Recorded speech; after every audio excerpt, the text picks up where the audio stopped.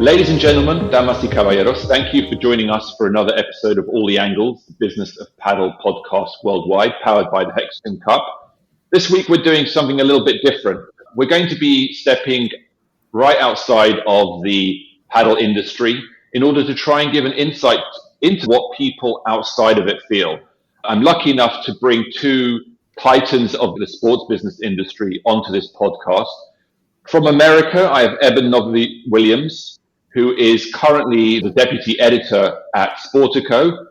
He's been there for about 5 years. I think it's fair to say that Sportico is probably the leading business publication in the US that really elevated the conversation around financials and economics and commercials around sport to the next level, especially for the US part of the market.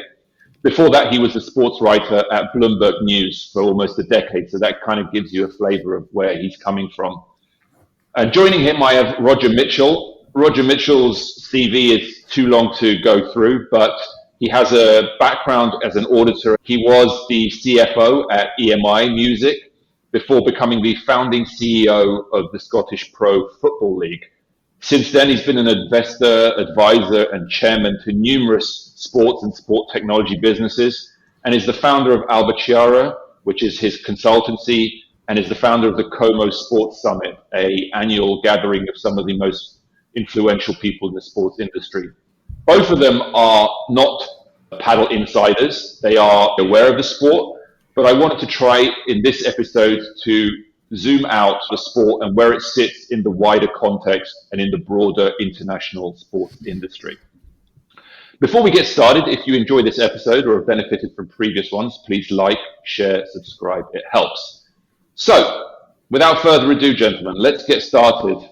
And I think we can start probably in the amateur part of a sport. So all sports have obviously an amateur side and a professional side, broadly speaking. And I want to start this podcast looking at the amateur side. So I think in that area, just to give you guys a bit of a grounding, I think it's fair to say that paddle is in rude health when it comes to the amateur side. So apart from a few bubbles caused by unique circumstances, for example, Sweden being an obvious one due to COVID, lax planning regulations, cheap real estate, as well as plentiful PE money, the metrics are all positive. So in 2023, over 50 new clubs and over 100 courts were put up weekly around the world, with an estimated stabilized CAGR of 17%, ending up roughly in about 70,000 courts by 2026. This comes from the Playtomic report, which is considered the global Bible for the industry. So I guess the first question I want to put to you, gentlemen, is just generally speaking, from your experience of observing other sports, how important is player base and growth to any modern sport and its ecosystem? And maybe, Roger, if you're okay, we'll start with you and then we'll move to Eben. Well, listen, I think it is the cornerstone. You know, all of us in our sports fandom usually start playing at an amateur level. We probably have aspirations that we're going to be a pro at some day. We don't make it, and then we become fans for a lifetime. That is the classic route, the classic playbook. Then it's just what my business colleagues would say, a top of the funnel game. You know, the wider the top of the funnel, the more chance you get of getting elite athletes and having more of a fan base. So participation is really important. And in terms of paddle, I have been aware of it quite a lot. Certainly I've got an advantage over Eben, is that, you know, paddle maybe is the European version of what pickleball is there, i.e. in some way the challenger to tennis. Now, the interesting thing I would say, Alex, is this. Paddle's kind of like USP over tennis was, you know, you can get going straight away. No barriers to entry. It's kind of like the democratization of racket sports. It's not like squash. You don't need to be part of a fancy club to get playing tennis. However, Alec, what I see is that it seems to be very middle class, and it seems to be very much adopted by what's called in Italy the fighetti, the kind of like the cool kids, like the celebrities, the ex-players. You'll see Alex Del Piero and Totti playing paddle, and it'll all look great. But in terms of grassroots, you know, working man and woman connection, I'm in Italy. I must admit that my anecdotal evidence isn't there yet. And that's the disconnect for me.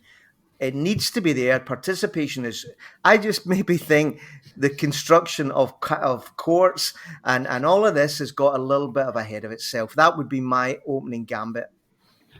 Yeah, Eben, anything from your side just as a starter for 10? Yeah, I think that I agree with what Roger said at the beginning, that the participation is critical, especially for a sport that is looking to break into new markets as Padel is, particularly here in the US. At the top tier in American sports, you actually start to see a little bit of a disconnect between participation and popularity. The most popular sport commercially, professionally here in America, obviously, is American football. It is not anywhere close to the most played sport in America, right? Basketball is 6 or 7 times more popular from a participation standpoint, but the NBA is not at the NFL's level. But I think if you're going to the bottom in terms of trying to break into a market, yes, I think participation is critical. I think take a sport like cricket here in the US, where almost nobody plays cricket, and it is a significant barrier for cricket's growth in the US. Cricket's one of the more popular sports globally in specific markets. Obviously, it's tremendously popular. But the T20 World Cup was here this year. It drew a lot of people who are first or second generations, or even immigrants from places like Pakistan and India. But for a lot of Americans who have never played the sport, turning it on and watching it is very, very difficult. They do not know what's happening, and reading a quick blog or watching a quick YouTube video doesn't quite do it. So I do think that at some point, as you grow and reach maturity, participation kind of starts to divorce itself from other layers of the sport, particularly at the top and particularly from a commercialization standpoint. But I think at the beginning, yes, I think getting people to play the sport is a critical piece, and maybe even the most important piece to gaining popularity in a new market. Yeah, I think to Roger's kind of anecdotal story, I think apart from Spain and Argentina, which obviously are the legacy power bases of paddle, in the new markets such as Sweden, UK, USA, Middle East, Southeast Asia, the growth of the sport is predominantly driven by private investors who are looking for that quick growth and looking for those margins. And this has really kind of skewed the clubs towards a luxury offering. You see it in Dumbo, some of the first centers that have been built in New York, you're paying $200 an hour rental, which is eye-watering for me, considering I pay about, for a court, 40 quid for an hour and a half. And I have to admit that's an exception, because in the UK, a lot of the clubs are more expensive. So I think that is something that I've flagged numerous times in my musings around the sport, which is, I don't have a problem with luxury offerings, elite offerings, country club offerings, but there needs to be a balance. There needs to be, for every one of those, there needs to be 5 to 10 of something much more accessible. So building on that point, Roger and Eben, do you feel that there's something to be concerned if that is the way things are going, where federations or local government are nowhere near keeping pace in terms of building accessible or cheap courts, and it becomes the domain of the rich and famous? Yes, I think certainly a concern. Yeah, the balance between private money and their goals and federations that are either nonprofits or governing bodies is a tough one for any sport. And it is interesting to me, Alex, that you're saying that it seems like most of the growth in new markets is being driven by private money. Right? Because you're right. If I'm an investor in this sport, and really all I care about, particularly for a lot of institutional money, which is a 5-year or 10-year time horizon, the 20-year investment in getting a new generation of players to play this sport actually doesn't help me at all, right? My goals, if I'm being selfish about my own wallet, are to get as much money out of my investment very quickly, right? And then sell it on to somebody else. So yes, it sounds like in some ways you are talking about a little imbalance of priorities here, where if the people who are driving this sport and again, I'm in the US, and you mentioned Dumbo, so let's keep talking about the US for a second. If the people who are driving this sport's growth in the US participation-wise really are looking to capitalize on their money investment quickly, it makes sense that positioning this as a alternative to a golf or that type of demographic, where court time is $200 an hour and it's really an exclusive in both financially and in specific communities, it seems like the logical thing for them to do, and maybe not the best thing for the sport as a whole. Roger, you wanted to jump in? Well, I just think this is an incredibly philosophical question, because it hits every single sport in the world. let's just remember, Eben very correctly talked about basketball. Basketball and soccer, I've got a huge advantage that you can just roll up and you can find a hoop somewhere, or you can put down a couple of jumpers and you've got goalposts in a park and you're away. That is why those sports have got what I love to call working man and woman connection, and they then build everything else on top of that. Any other sport that tries to come in without the sponge of that in the bottom and just go directly for the icing and the jam, you're going to have a problem, because ultimately, this is my view, when you think about it that way, it is a business equation that you're trying to work out. You're trying to say, is the market big enough? Do I have a revenue model? We can come on to that later, Alex, when you want. And then you say, is that going to give whoever's going to invest in this a return? And Eben's right. That means that you're already thinking like a business person. And paddle, for me, this is, correct me if I'm wrong, but I'm a very simple guy at the end of the day. Paddle, if it is going to win, has to do something and take market share away from tennis. It has to. It has to.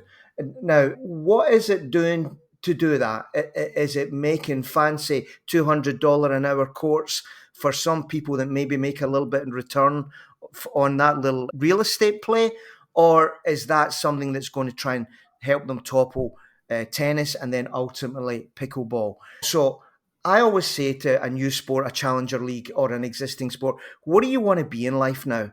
What do you want to be? Are you some kind of like general social thing that you can build a professional game on top? Or are you just trying to find a little business opportunity angle? And my answer to you, pushing it back to you, Alex, is I can't see what paddle thinks it wants to be when it's grown up. I can't see it yet. Alex, do you know, for people who try paddle, are they tennis players? Are they non-tennis? What's the biggest entry point into trying the sport? So I think in places like Spain and Argentina, the courts are everywhere. So it is just prevalent. It becomes almost the de facto thing that you do as a sport, because so many cheap courts have been built everywhere. You can't throw a stone for not hitting a paddle court. So it's the equivalent of a community tennis court or a community basketball court.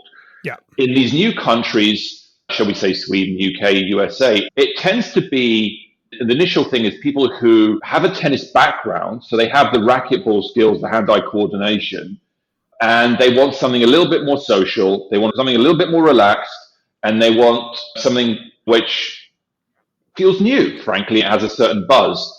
So I think that's the entry level for a lot of people. Then obviously they can bring their partners, their kids, things can evolve from there. But the price point does cause a segmentation immediately in the market. I mean, you look at Miami, again, they have a range of products, but a lot of those are still fairly expensive. You're putting up courts that are $30,000, $40,000, $50,000 a pop. And then you've got private investors who have come in as PE. You put those two things together and you want good real estate opportunities, so that price is not cheap to buy the land, because you don't want to be in the sticks. You want to be in the center or somewhere trendy or cool. Initial capital is quite heavy. So I applaud those clubs that are now trying to think, right, we're in phase 2 now. How do we get the kids in? How do we work with local schools? How do we work with local universities? Can we get some kind of funding from boroughs to get people moving, quote unquote? But that is definitely not the primary driver that I'm seeing in a lot of these projects and brands. Yeah, it's interesting. I've been thinking a bit as you guys have been talking about ice hockey here in the US, which is growing quite a bit into new markets in the US. They have an issue of ice, which is a very heavy upfront cost that you need to build. The benefit for ice hockey is that the surface can get used for a lot more than hockey.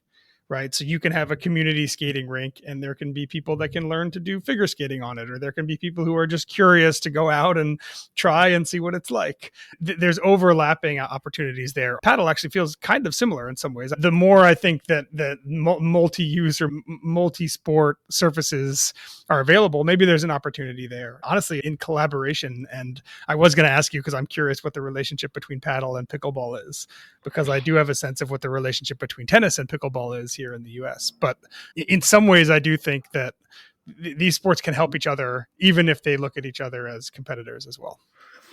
Can I add something, Alex, just on this, because this is an interesting point from Eben on the ice hockey. The more he was speaking and you've been speaking, five-a-side soccer is a very, very popular activity in Europe. Very popular for guys who probably do it after work. You know how it goes, right? A social thing. There is no real professional side of the game at all. And in recent years, a lot of private equity and a lot of investors have come in to create new conglomerates that are venues. The famous one would be goals. So what you're explaining to me about Padel is exactly the same as how some people have tried to, let me say, professionalize a little bit the experience of five-a-side football. So if that is a parallel that holds, you need to ask yourself, well, what's happened to five-a-side football as a sport? The answer is nothing. It is another version of soccer that amateurs play to get their jollies with their mates and their level of player. And for what I can see, that is what Padel is. It's tennis for those that are either too old for tennis, can't be bothered with the angst, or were never good enough, and they'll just hang out in a paddle court. And I think that really brings to a really interesting last question about this transition. We're moving towards the transition between amateur and professional. And there is a basic assumption in many sports industries, which is if there are a growing amount or a healthy amount of amateur participants, therefore it stands that there will be a professional scene with ready-made fans. It's not obviously a like for like. It's not every single player is a fan, but a healthy percentage will translate. I want to question that as an assumption prima facie, because in esports, gaming obviously is a huge, huge industry with loads of people playing computer games. There was the assumption that if you love computer games, you're going to love esports in some shape or form. The translation is roughly 1% in terms of numbers of viewers. And then the next question is how much of those 1% are willing to spend any money on esports, which is the next question. And that has also been another tripwire for the esports industry. So have you found that actually that dogma that if we grow the player base, we're going to grow the pro sport, it's inevitable, it has to happen. Do you believe in that? Do you question that? Do you have examples where that is not the way things work, unfortunately? It's not so automatic. You took the words out of my mouth with the esports thing. It's the perfect example of a sport or pastime, however you want to characterize it, that has a tremendous amount of participants. And even from a viewership standpoint, a tremendous amount of viewers. Monetizing it is very different.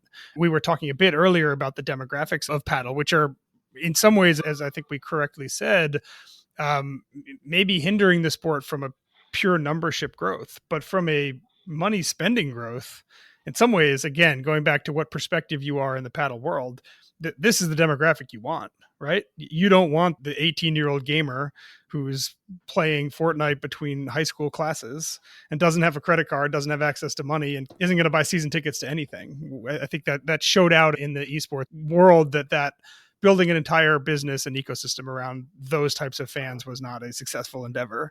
So yeah, in some ways, having the upper class money to spend group can be an asset. If golf had the same audience it had, but a different demographic, it would not be the sport commercially that it is right now. It benefits so much from the fact that so many people who watch it and play it have a lot of money to spend. And companies, high-end companies that make watches and nice liquor and fancy cars really want to pay a lot of money to be a part of it. So as much as the current paddle demographic maybe holds back the participation growth, as we start to shift this conversation into commercial opportunities, it is a very valuable demographic, that's for sure. That's a great question and a great point from Eben there. Listen, what you said there, I believe in the new world of the sports industry is one of the great fallacies. You can call it whatever way you want to call it, build it and they will come. Your version of that is if we get people participating in paddle, there will ultimately be a professional game. Everything you look at in sports now with the polarization about where the media dollar's going and the absolute paucity of progress of Olympic sports outside of that once every 4 years lets you understand that you have to think about it the other way with one simple question, Alexander. do we have a revenue model for this sport that will allow our elite athletes to make a living worthy of their talents? That is the golden question in sport. And if you apply that to every single sport, swimming, lacrosse, cricket in America, rugby league, triathlon, one of the ones that's very close to me, you have got to pass that acid test, because you have to say, well, am I going to have any media dollar revenue? Probably not these days if I'm not top tier. Probably not. Am I going to be able to have participation fees like triathlon has, Ironman, everything like that? Probably not. Am I going to have host city fees like the model that's going around these days? Probably not. So where's your money coming from to pay your elite athletes? That's the question you need to ask yourself, Alex, because this is the old thinking of governing bodies. Grow the participation, that it will naturally become a professional game and happy days. The reality is that 9 out of 10 sports, their elite athletes are on the breadline and can't find a way to pay for their rent at the end of the month. And you've got to work back. What is your business model for this sport? And then you re-engineer it. Yeah, I think, Roger, you're diving straight into the questions about the professional scene, and I think that's really where we need to head to, because that's the focus of this podcast. So, just to give an overview of the professional scene, we've got the Premier Padel Tour, which is the equivalent of the ATP or WTA Tour. It also includes the Grand Slams, so it doesn't have that fractious situation. In theory, it's WTA, ATP, and Slams all in one. So immediately, like, wonderful. And it's got the federation in it as well. So all the acronyms that are tearing tennis are, in theory, gone. The Premier Padel, you've got the federation who are driving it. You've got QSI, the Qataris, who are financing it. You've got both players' associations involved in it. Wonderful. So that's one issue you don't have, which is people pulling it apart.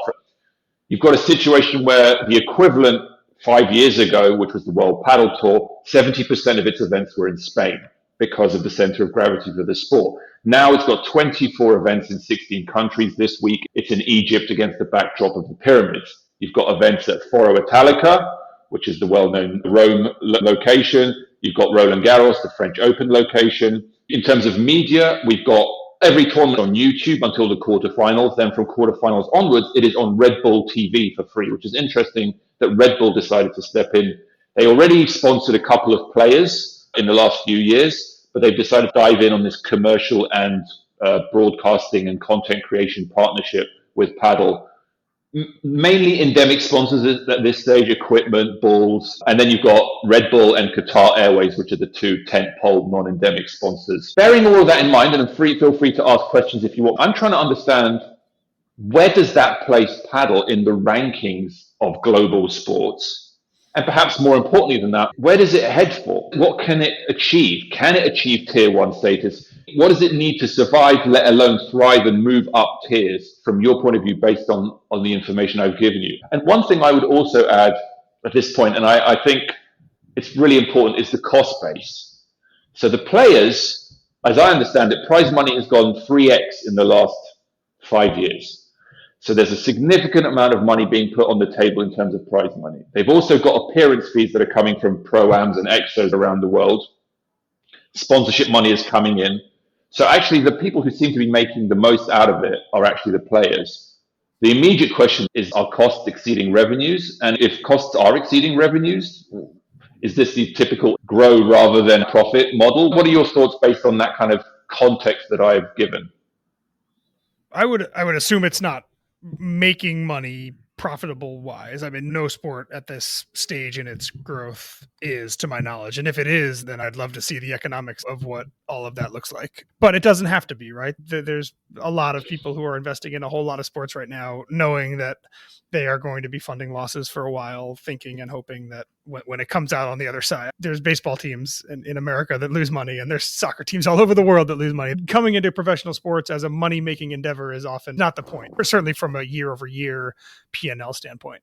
Again, I don't personally know enough about Padel to know globally where it stands. Roger, you're way better positioned to answer that question for me. I can say from the US, it's not really on my radar at all, and I get pitches on every sport at this point, right? I'm certainly aware of paddle and some of the things that you mentioned there, Alex, particularly stuff in the Middle East, I am aware of. But I am getting, I think, an email a week, probably more, about a new league that's popping up in the US. And that might be cricket, it might be ping pong, it might be pickleball, it might be mini golf, it might be a one-on-one basketball tournament, whatever it is. There's so much competition here right now for professional sports. And this, to me, as we shift to talk about paddle professionally, and particularly from the US, this is the biggest challenge for me, is that everything has been democratized from a media standpoint and a distribution standpoint. But what that means is that everybody and their mother is launching sports leagues in the US right now. And that's a really hard thing to break through on. And if I think about tier one in America being the big boys, the NBAs, the NFLs, the NHLs, baseball, if tier two is things like the G League and Premier Lacrosse League and things like that, I would say that paddle is in the third or fourth tier, whatever it is below tier two at this point, at least in the US. Alex, let me try and answer it, and that was great from Eben. You said that their media exposure is YouTube TV and Red Bull TV, so no money. Let's be honest, no money. So that's fine, because normally the strategy there is that that's where you get your exposure, your awareness, the top of the funnel, you get people interested, targeted marketing. But then the question, is there enough of a niche, passionate audience for them to pay for a subscription deep media hub? That's the classic sports business play now. So that would be a question I would put back to you. Do you think that the paddle audience are such that they would subscribe to their own dedicated paddle TV streaming service for a subscription fee? I have increasingly got more skepticism about all of these models going forward. So if you don't have major media revenues, you're a sponsorship model. You're a sponsorship model. So the two sponsors that you're talking about are what they would call in association soccer these days, associated parties. There's Red Bull and there's Qatar Airways. I would see as a real flagpole milestone moment when you got a non-associated party sponsor getting behind paddle and saying, this is absolutely perfect for my brand values and my audience. I can't see that's happened today yet. So, okay, when you say they're making significant prize money, I can't comment unless you put a number on that, Alex, because I don't know what that means. I get the fact that there maybe is an appearance market. It's like I said before, it seems a little bit of a celebrity, kind of like cool kids, California, White Lotus party type sport just now. You need to define it a little bit better. I'm not saying to you, Alex, but I'm saying in the hardcore world of sports business that Eben and I live in, I don't see a plan. I don't see a plan because you haven't got a media revenue. I can't see any major sponsors, and I'm not sure that the community is so passionate like it is for other sports that they will subscribe to your little niche hub if you ever get to putting that on. Is that fair, Alex, or is that harsh? So there is a paddle TV platform which doesn't have the rights to the key events. Mainly it seems to broadcast national events. Maybe they're starting from the bottom up and hoping that with enough center of gravity and enough subscriber numbers, they'll be able to then pitch credibly for top tier events. But at the moment, they've got carriers like beIN, but again, beIN is what you would call an associated party. So in the US, for example, you can watch Premier Paddle on YouTube, but you can also watch it on beIN. So that's helping out through the Qatari connections to get things out on a more recognizable media platforms than YouTube. In terms of sponsorship, you've got car companies like Cupra and Alpine who have come in, and you've got Certina, the watch company, who is getting involved. Alpine and Cupra are big sponsorship deals. Certina, Lamborghini did some paddle rackets with Babolat. Prada is creating bags for paddle. So there is these kind of testing of the water, non-endemic sponsorships, but they're not big. Alex, you know what you need to do? I'm picking this up a little bit. You need to find some YouTube influencers that are good at paddle, because every sport needs a hero. Tennis in Sweden came after Bjorn Borg. Golf in Germany came after Bernhard Langer. You need a hero, And these days, whichever way you cut it, they are most likely going to be influencers on social media. You've already got to deal with YouTube. I would try and find out who is good there, who's interested in paddle, and the sport, whoever is running the sport, get right behind them and make them some kind of like hero to attract a new audience. That's the playbook now. You can see that from things like the Kings League. You can see it from Sidemen. You can see it from even the lacrosse boys in the States. You have got to get on social media with an active plan to hit those new audiences, and you need personalities. It's just, the very good player that was nearly made it at tennis and is number one in paddle. That's not going to hack it, Alex. Not in today's market for entertainment sports content. It's completely changed the way it was before. That would be my advice to whoever's running the sport. Work out who plays paddle and has got a significant audience on YouTube. Paddle kind of has this in some ways, right? There's soccer players and F1 drivers and things like that. I mean, I agree with Roger that leaning on them, the biggest people that are famous outside of the sport that are investing in it and playing in it is a really good way to drum up excitement. And I think that's a really interesting point, because I remember when about a year ago, I got really excited about the idea that Cristiano Ronaldo plays in. He's building a center. You've got Zlatan Ibrahimovic building centers in Sweden.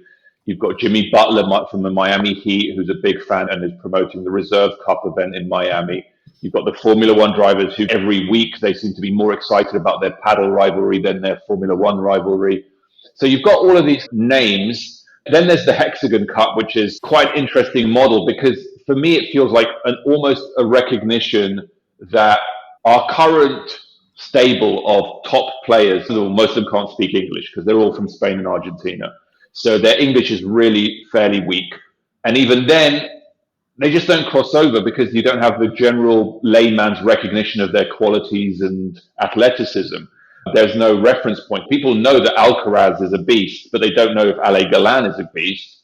And so the Hexagon Cup decided to use franchises headed up by people like Eva Longoria, Andy Murray, Lewandowski, Sergio Aguero, to try and create this bridge between the paddle world and the outside non-endemic world, to go, oh, you may not know Ale Galan and Ari Sanchez, but you do know Eva Longoria and Andy Murray, and they love these guys, and they are the owners of these teams, and they play for them.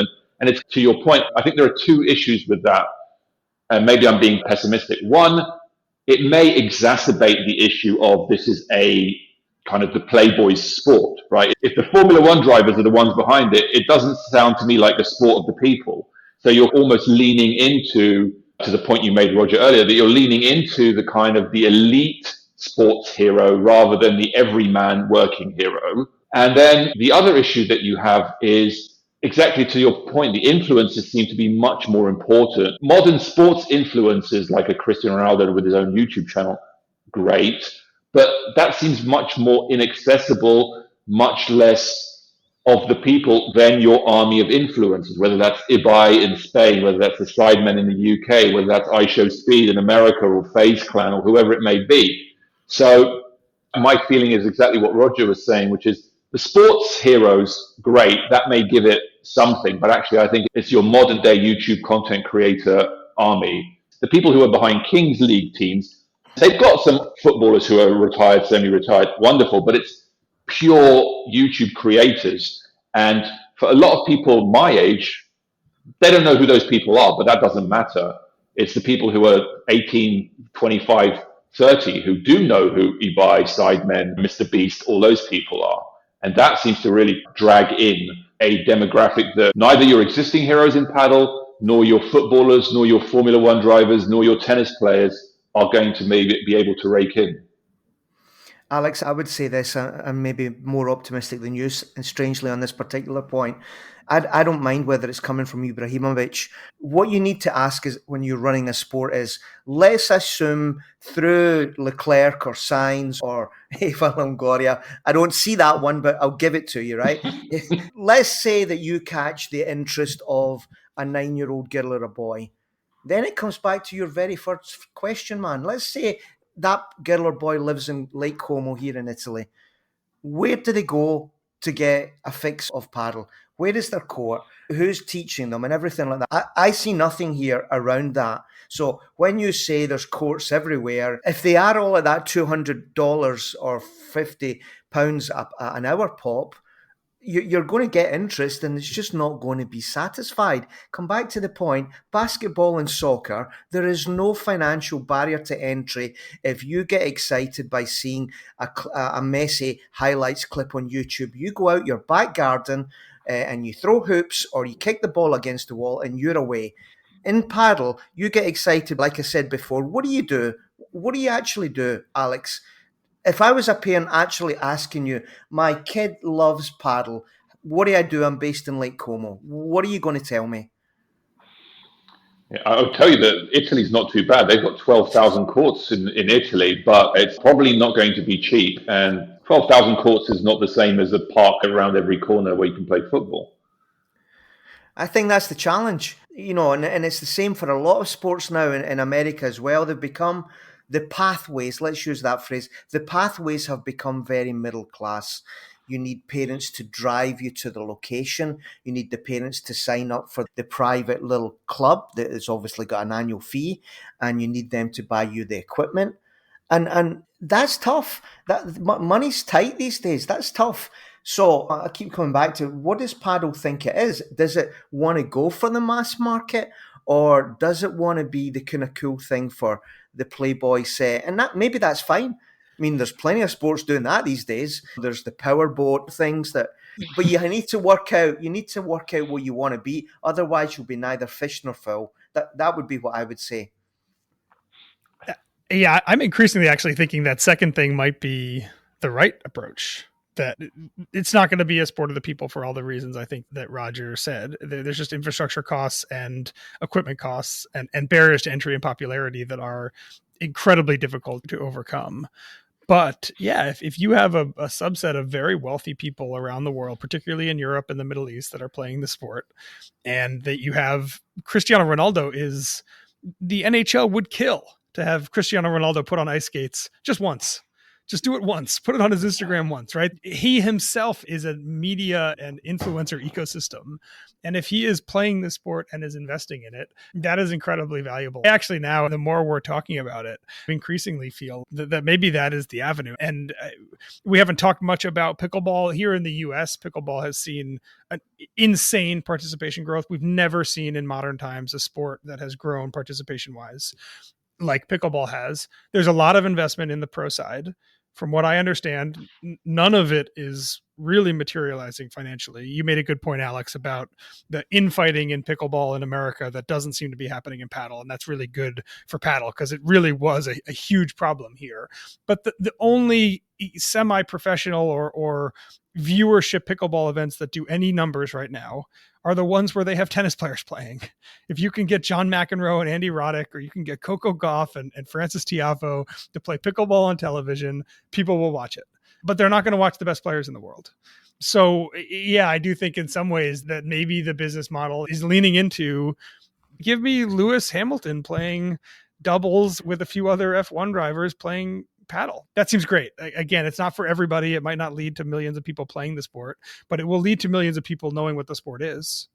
And if there's aspirational aspects to that as well, there seems to be benefits there. Yeah, the more we talk about it, it does feel like in some ways this high-end celebrity and exclusivity of the sport may be a benefit. It's not going to make it the next soccer, obviously, or even the next tennis, but there does seem to be some tentpole business opportunities there for sure. Let's jump to the US for a second, since we've already mentioned it. So the US, by the paddle industry's own admission, is the holy grail, right? It's taken a good foothold in Miami. There's a significant number of courts and clubs in Miami at slightly different segmentations, from super high end like Brazil, which is Wayne Boych's project, all through Ultra, all through Winwood, all through Padel X. There's a whole range of different things for different people. None of them massively cheap, if I'm honest with you, but there is segmentation in some shape or form. Now you're seeing New York, you're seeing California, the Texas cities are starting to get a bit of activity, New Jersey. So you can see the map heating up in different pockets. Mm-hmm. Again, it's a high-end thing. Every deck that I've ever seen around clubs is you've got a little cocktail bar and you've got your kind of lounging area. Imagine you're in Tulum or the Maldives when you're sitting here enjoying the paddle, and the price point obviously reflects that. Everyone's like, oh, paddle versus pickleball, paddle versus pickleball. I think the issue is that paddle costs a lot of money. Pickleball, in theory, you can have a lovely high-end pickleball center, but you can also grab a net and a couple of lines and go to your local car park or your local community basketball court and set up there. And so the barriers to entry that we've been discussing previously, as Roger mentioned with Como, that doesn't exist in pickleball. If I want to go and play pickleball with my kid tomorrow, I just need to find some concrete, some lines and a net, and I'm good to go. My experience of pickleball is, as a participation sport, it is great. It keeps people moving who may have given up on moving. It's a good family activity and sport, easy to access. You can have, like I said, the elite kind of experience or the, let's call it super grassroots entry level experience. And you've got that thing which is always unquantifiable, which is the American exceptionalism, right? It's our sport. We created it. We will back it to the hilt, come whatever pretenders from overseas. So I think that's something that you need to put into the account somewhere. They put on an event called the Pro Padel League, which is, again, it's a franchise-based system similar to the Hexagon Cup. All the best players, or most of the best players, were playing 10 franchises with some slightly high-profile ownership, like Tommy Haas, ex-tennis player, Daddy Yankee, the famous musician, a few others. They took 5 weeks to the calendar this year, and they played 2 weeks in Miami, 2 weeks in California, and playoff finals are going to be in New York, I think, next month. Again, YouTube model in terms of broadcast, sponsorship. I didn't see much in terms of non-endemic sponsorship. And yeah, the viewership, they were done at clubs. So you had 300, 400, 500 people watching maybe in venue. So America may become something big. Obviously, it can accommodate a lot. Is it happy to have a new golf or a new squash come in and be the kind of talk of the town for a few years? Yes. Does that mean that it's going to be the participation racket sport of the US? Question mark. When pickleball is clearly much better placed to take that throne. And is it ready for pro? So the Premier Padel, they're putting one of their events in the US next year. They haven't announced where yet, but they've committed to it. If the rest of the world is starting to get accustomed to professional paddle, but is still a way off, then the US is obviously a few cycles behind that. So perhaps premature. I'm thinking if I was an investor, an American investor who wanted to invest in paddle, it seems very clear to me that high-end facilities is the way to do it, at least right now in the way that you are describing things, Alex. One thing that I do think is maybe interesting and maybe an opportunity, there's, and I don't know if this is even a thing in Europe, Roger, cornhole, is that a thing on your radar at all? A little bit. Yeah. Oh, Cornhole it became very popular in the past 2 decades at tailgates, essentially in America, and then spun off into an attempt to make a professional sport. And there's Cornhole League, and they have a distribution deal with ESPN, and they have a medium-sized following. And I don't know all the financials, but one thing they did do that I thought was interesting is, in addition to doing the sponsorship model and holding a league, and they don't get paid much by ESPN, if anything, but they have distribution. They have a big licensing business, and you can buy ACL, American Cornhole League, branded boards and beanbags. They get paid for that. And they also have a secondary licensing business that is essentially a certification that they will give out for other people's products. And Roger, if you're selling beanbags and boards and the ACL deems it, this is professional quality, we're going to give it the ACL professional stamp. And if it's just bad plastic and it really is terrible, we might give it the ACL recreational stamp. And companies pay the ACL just for that designation because it helps them and it helps the consumers. For a while, I haven't checked in recently, but the licensing business was about a third of the ACL's business. This is a professional league. It's got the sponsorships. It's trying to do the TV thing. It's selling tickets to events and stuff. But a big part of its business was just certifying the products that individual people buy. And that creates a direct, as we talk about this link between participation and professional ranks, this at least bridges a gap commercially, where the professional entity, which is trying to do all the professional things, is also directly sharing in the growth of the sport itself. And I know that these two sports are very different. Cornhole has a tremendous user base and just not used to it in the US being a professional thing. And Padel obviously doesn't have a tremendous user base, at least not yet in the US. So the bottom of the funnel looks different. But there are interesting ways, I think, that some of these newer sports are setting up their economic models so that they can cross benefit from both the professional world and the participation numbers as well.